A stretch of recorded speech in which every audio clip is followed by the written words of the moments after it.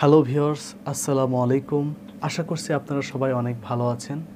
আপনাদের দোয়া এবং ভালোবাসায় আলহামদুলিল্লাহ আমি অনেক ভালো আছি।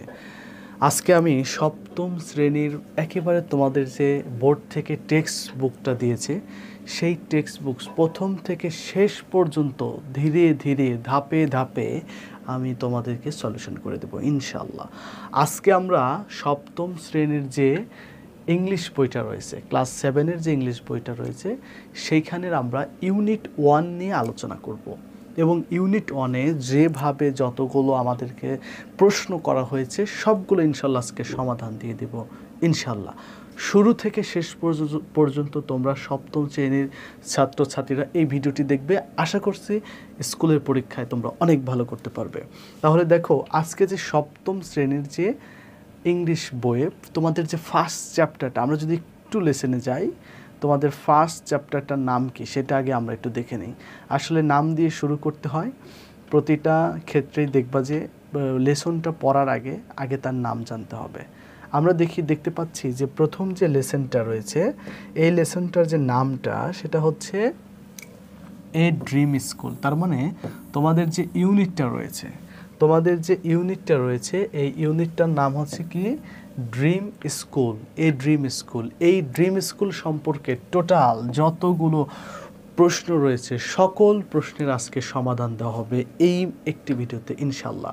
তাহলে দেখি ড্রিম স্কুলে কি কি রয়েছে। ওকে, তাহলে আমরা চলে যাই ড্রিম স্কুল সম্পর্কে, দেখি ড্রিম স্কুলে কি রয়েছে। আমরা প্রথম চলে যাচ্ছি হচ্ছে ড্রিম স্কুলের 1.1-এ। ড্রিম স্কুলে দেখা যাচ্ছে যে 1.1-এ কীভাবে এখানে তোমাদের হচ্ছে প্রশ্ন করা হয়েছে, আমরা সেগুলোর আনসার করব ইনশাল্লাহ। তাহলে দেখা যাচ্ছে 1.1-এ রয়েছে, ভালো করে খেয়াল করো, 1.1-এ রয়েছে look at this picture of A school. এই যে এখানে একটা স্কুলের একটা ছবি দেওয়া আছে এবং বলা হচ্ছে and then write 5 sentence on what you love about this school in pairs or group. অর্থাৎ হচ্ছে এই ছবি দেখে তোমার হচ্ছে এই বিদ্যালয়ের কোন কোন জিনিস তোমার হচ্ছে পছন্দ হয়েছে বা কোন কোন জিনিস তোমার ভালো লেগেছে এই নিয়ে 5টি বাক্য লিখতে বলা হয়েছে। তার মানে আমাদের 1.1-এর সমাধানটি হবে হচ্ছে যে এই ছবি দেখে এই বিদ্যালয় সম্পর্কে, এই যে ছবিটা এরা দিয়েছে, এই ছবিটা যদি আমরা একটু ভালো করে খেয়াল করি, এই ছবি দেখে আমাদেরকে 5টি বাক্য লেখার কথা বলা হয়েছে। ছবি দেখে কয়টা বাক্য লিখতে হবে? 5টি বাক্য লিখতে বলা হবে। তাহলে ছবি দেখে 5টি বাক্য আমরা কিভাবে লিখব? সমাধানটা দেখো আমরা দিয়ে দিই। 1.1-এর সমাধানটা হচ্ছে এটা, উপরের ছবি দেখে 5টি বাক্য লেখার কথা বলা হয়েছে। সুতরাং আমরা কিন্তু 1.1-এর যে সমাধানটা সেটা কিন্তু আমরা এখানে দিয়ে দিয়েছি। ছবি দেখে কয়টা বাক্য? 5টি বাক্য লেখার কথা বলা হয়েছে। এবার আসো আমরা যদি একটু যাই যে 1.2-তে যদি চলে যাই, দেখা যাচ্ছে 1.1-এর সমাধানটা আমরা শেষ করলাম। 1.2 এখানে দেখো কি বলা হচ্ছে। 1.2-তে বলা হচ্ছে, ভালো করে খেয়াল করবা, সপ্তম শ্রেণীর স্টুডেন্টদের জন্য সুবিধাই হয়ে গেল, তাই না? 1.2-তে দেখো বলা হচ্ছে words in pair identify which of this facilities you have in your school. অর্থাৎ হচ্ছে এইখানে একটা বক্স দেওয়া আছে, এই বক্সের মধ্যে কিছু সুবিধা দেওয়া আছে। তোমার বিদ্যালয় থেকে তুমি কি কি সুবিধা পাও সেগুলো এখানে ইয়েস এবং নোতে দিয়ে টিক চিহ্ন দিতে বলা হয়েছে। বলা হচ্ছে tick under the yes if you have facilities and tricks under no if you don't have the facilities in your school. তোমার বিদ্যালয়ে যে সুযোগ সুবিধাগুলো আছে এই সুযোগ সুবিধাগুলো যদি থাকে তাহলে তুমি এখানে ইয়েসে টিক চিহ্ন দেবা, আর যদি সুযোগ সুবিধাগুলো না থাকে তাহলে তুমি নোতে টিক চিহ্ন দেবা। তাহলে এটার সমাধানটা আমরা দেখো করে দিব, এটা তোমরা নিজেরা এটার সমাধানটা। তাহলে কি হবে? এই যে এখানে বলছে do you have a garden, তোমাদের বিদ্যালয়ে যদি তোমার হচ্ছে গার্ডেন থাকে তাহলে তুমি কি করবা? তুমি হচ্ছে টিক চিহ্ন দিয়ে দিবা। আর যদি গার্ডেন না থাকে টিক চিহ্ন দেওয়ার দরকার নাই। Do you have a library in your school, তোমাদের স্কুলে যদি লাইব্রেরি থাকে টিক চিহ্ন দেবা। ক্যান্টিন থাকলে টিক চিহ্ন দেবা। ক্লিন ক্লাসরুম থাকলে টিক চিহ্ন দেবা। হ্যাঁ, এনাফ লাইট অ্যান্ড দ্য লাইটের ব্যবস্থা থাকলে কি দিবা? টিক চিহ্ন দিবা। কমফোর্টেবল বেঞ্চ অথবা ডেস্ক থাকলে টিক চিহ্ন দিবা। হোয়াইট বোর্ড অথবা ব্ল্যাক বোর্ড থাকলে টিক চিহ্ন দিবা। কম্পিউটার ল্যাব থাকলে টিক চিহ্ন দিবা। সুতরাং যেই জিনিসটা আছে সেগুলোতে তোমাদের হচ্ছে টিক চিহ্ন দিতে হবে। ওয়াইফাই থাকলে টিক চিহ্ন দিবা। এখন বর্তমান বিদ্যালয়গুলোতে কিন্তু সবগুলো সুযোগ সুবিধা কি রয়েছে, সুতরাং আমরা এখানে টিক চিহ্ন সবগুলোতেই দিয়ে দিব, তাহলে আমাদেরটা ঠিক হয়ে যাবে। আর তোমাদের যে ফ্যাসিলিটিগুলো নেই সেখানে ক্রস চিহ্ন দিয়ে দিবা। ওকে, আসো হচ্ছে আমরা পরবর্তী পৃষ্ঠায় চলে যাই। পরবর্তী লেসনে দেখো বলা হচ্ছে, পরবর্তী যে লেসনটা সেটা হচ্ছে 1.3। 1.3তে কি বলা হচ্ছে? 1.3তে read the conversation and then act it out in pairs. কথোপকথনটি পড়ো এবং জোড়ায় ভাগ হয়ে অভিনয় করে দেখাও। এখানে একটি গল্প দেওয়া আছে যেটা তোমাদেরকে এক একজন এক এক ক্যারেক্টারে অভিনয় করে দেখাতে হবে। এটা তোমরা নিজেরা করে নেবা। এই যে এখানে যে কেউ একজন ফারিয়া হবা, একজন রায়হান হবা, এটা চমৎকার একটি গল্প দেওয়া আছে। এই গল্পের মধ্যে দেখা যাবে যে ফারিহা রায়হানের চাচাতো ভাই বোন। তো ফারিহার বাসা হচ্ছে গ্রামে, রায়হানের বাসা হচ্ছে শহরে। তো একজন রায়হান হচ্ছে তার ছুটিতে সে কোথায় আসবে? ফারিহাদের বাসায় ঘুরতে আসবে, বিভিন্ন স্কুল সম্পর্কে আলোচনা করবে। এইখানে তোমাদের যে কনভারসেশনটা দেওয়া আছে এটা তোমাদেরকে বিদ্যালয়ে ডায়লগ আকারে প্রকাশিত, ডায়লগ আকারে তোমাদেরকে দেওয়া হবে, তোমাদেরকে অভিনয় করতে বলা হবে। এবার আসা হচ্ছে এইটা আমরা সমাধান করব। 1.4। 1.4-এ দেখো কি বলা হচ্ছে। 1.4-এ বলা হচ্ছে, 1.4-এ এখানে একটা ম্যাচিং দেওয়া আছে। কি দেওয়া আছে? এই ম্যাচিংটাকে আমরা সমাধান করব, যে এইখানে যে ম্যাচিংটা আছে এই ম্যাচিংটা আসলে মূলত কোনটার সাথে কোনটা হবে, এটা তোমাদেরকে সমাধান করে দেবো আমি। ক্লামনেস অর্থ হচ্ছে, ক্লামনেস মানে হচ্ছে একেবারে শান্ত শিষ্ট পরিবেশ। ইন ফ্রন্ট অফ মানে সামনে, মাইন্ড মানে অর্থে নিজের, হ্যাঁ।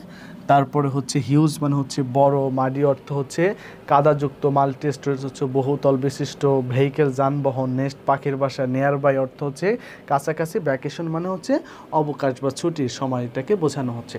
তাহলে এটার যে সমাধানটা আমি তোমাদেরকে দিয়ে দিচ্ছি। 1.4-এর যে সমাধান সেটা আমি তোমাদেরকে দিয়ে দিচ্ছি।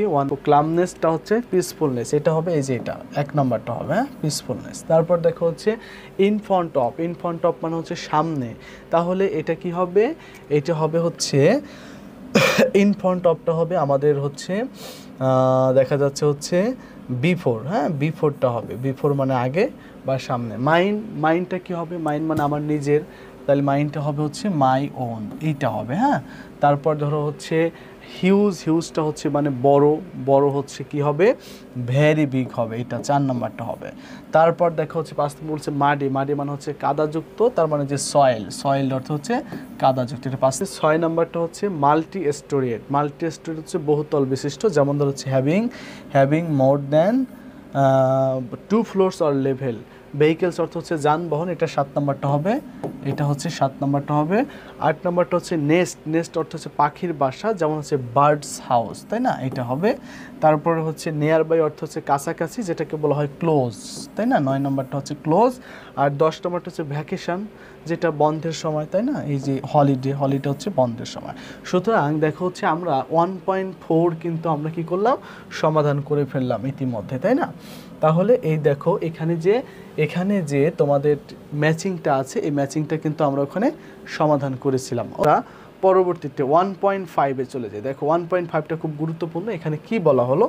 1.5-এ দেখো বলা হচ্ছে, 1.5-এ বলা হলো যে হচ্ছে read the conversation again and in pairs or groups, write the similarities and dissimilarities, difference between Fariha's and Raihan's school. অর্থাৎ হচ্ছে ফারিহা এবং রায়হানের বিদ্যালয়ের কোন কোন জিনিসের মিল রয়েছে এবং কোন কোন জিনিসের অমিল রয়েছে, সেই বিষয়টাই কিন্তু আমাদেরকে এখন দেখাতে হবে। তো চলো আমরা আনসার শিটে চলে যাই। 1.5-এ ফারিহা এবং রায়হানের বিদ্যালয়ের কোন কোন জিনিসের মিল রয়েছে এবং কোন কোন জিনিসের অমিল রয়েছে। দেখো আমরা সুন্দর করে লিখে দিয়েছি, সুন্দর করে এখানে লিখে দেওয়া আছে difference between Fariha's and Raihan's school, তাই না, different between Fariha and Raihan's school, অর্থাৎ হচ্ছে ফারিহা এবং রায়হানের বিদ্যালয়ে কোন কোন জিনিসের মিল এবং কোন কোন জিনিসের অমিল রয়েছে। তাহলে এটা একটু ভালো করে খেয়াল করো যে ফারিহা এবং রায়হানের বিদ্যালয়ের মিল এবং হচ্ছে অমিল। তো আমরা দেখো লিখেছি আমরা দেখো এখানে মিল অমিলটা দিয়ে দিয়েছি, যেমন ধরো হচ্ছে এখানে লেখা আছে 1.5-এ আমরা সমাধানটা দিয়ে দিয়েছি, যেমন একটা হচ্ছে difference between Fariha's and Raihan's school. তো এখানে সিমিলারিটিস এবং হচ্ছে ডিসসিমিলারিটিসটা, সিমিলারিটিসটা হচ্ছে মিল কোন সাইডে আছে, both school have water body, হ্যাঁ তাদের দুজনের বিদ্যালয়ে ওয়াটার বডি আছে। বোথ স্কুল হ্যাভ গার্ডেন, তাদের দুজনের বিদ্যালয়ে কী রয়েছে, বাগান রয়েছে। তারপর দেখো হচ্ছে বলা হচ্ছে both school have library, both school have playground, both school have trees. হ্যাঁ, তারপরে ডিসসিমিলারিটিসটা আমরা দেখতে পাচ্ছি Fariha school is calm, on the other hand Raihan's school is very noisy. হ্যাঁ, Fariha's school road is muddy, on the other hand Raihan's school is busy. Fariha's school has a small library, on the other hand Rayhan's school has a big library.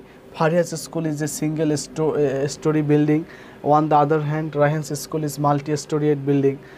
Fariha's school has a lot of trees, on the other hand Rayhan's school have few trees. তার মানে এখানে তোমরা এটা 1.5 এটা সমাধান করে ফেলবা, ঠিক আছে। এখানে সিমিলারিটিস ডিসসিমিলারিটিসটা খুব সুন্দর করে দেওয়া আছে।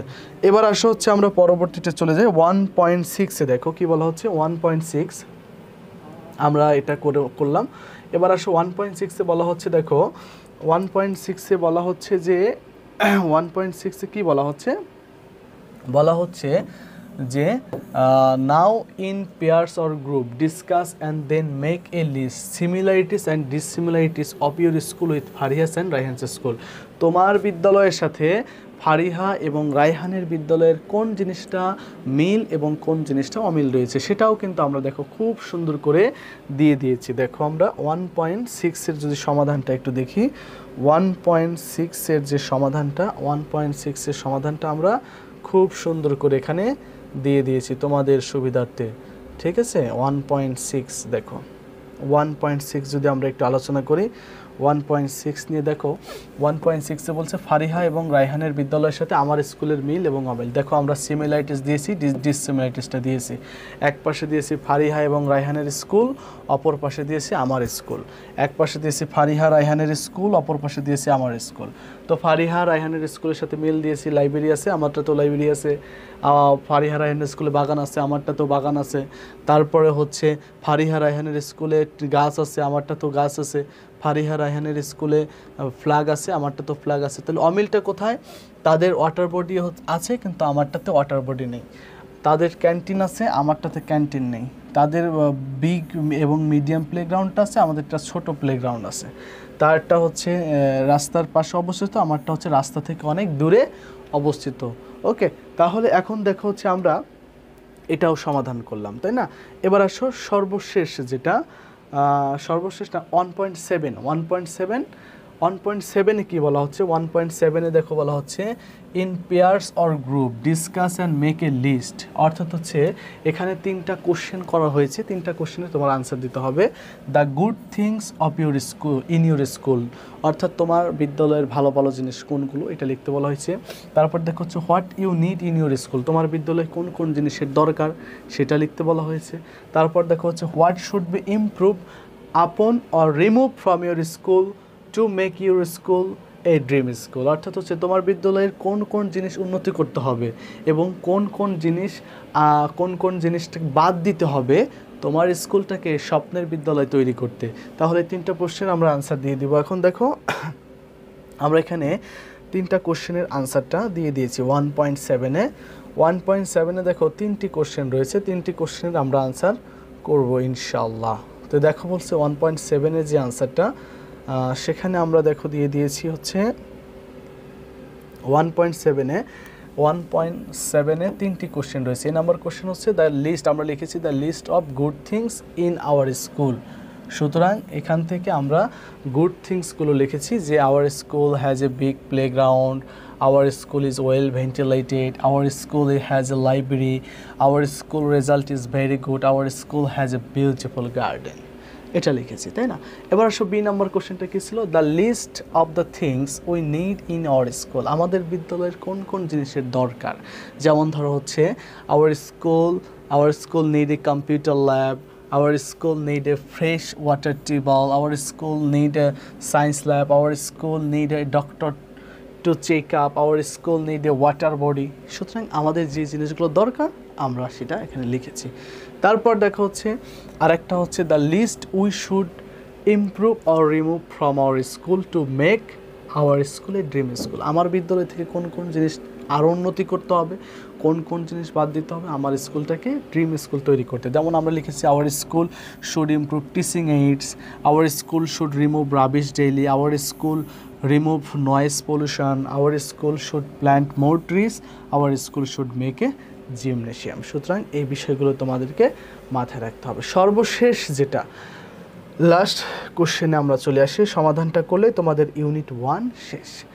সপ্তম শ্রেণীর ইউনিট 1 কিন্তু আজকে শেষ করে ফেললাম ইনশাল্লাহ, এটা দিয়েই আমরা শেষ করব।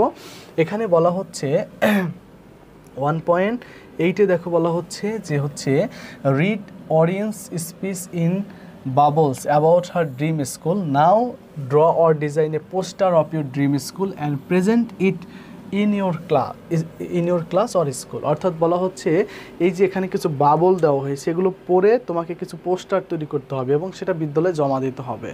অর্থাৎ তোমার বিদ্যালয়ের ড্রিম স্কুল সম্পর্কে কিছু পোস্টার তৈরি করতে বলছে। তোমরা পোস্টারগুলো এভাবে তৈরি করবা, যেমন ধরো আমি দিয়ে দিয়েছি, তোমরা পোস্টারগুলো সুন্দর করে তৈরি করবা যেভাবে আমি দিয়েছি। যেমন ধরো হচ্ছে বিদ্যালয়ের দেয়ালে লাগানোর জন্য যে পোস্টারগুলো তোমরা এভাবে তৈরি করতে পারো পোস্টারগুলো। আমরা লিখেছি দেখো হচ্ছে 1.8-এর যে সমাধানটা আমরা দিয়ে দিয়েছি যে পোস্টার তৈরি করে বিদ্যালয়ের দেয়ালে লাগানো। এরকম একটা পোস্টার তৈরি করে কিছু লেখা লিখে তুমি দিতে পারো, এরকম একটা পোস্টার তৈরি করে কিছু লেখা লিখে দিতে পারো, এরকম একটা পোস্টার তৈরি করে লেখা লিখে দিতে পারো, এরকম একটা পোস্টার তৈরি করে তোমরা লেখা লিখে দিতে পারো। ওকে, তাহলে তোমাদের কাজ হচ্ছে যে আমি যেটা দিলাম সেটা তোমাদেরকে মাথায় রাখতে হবে, ঠিক আছে?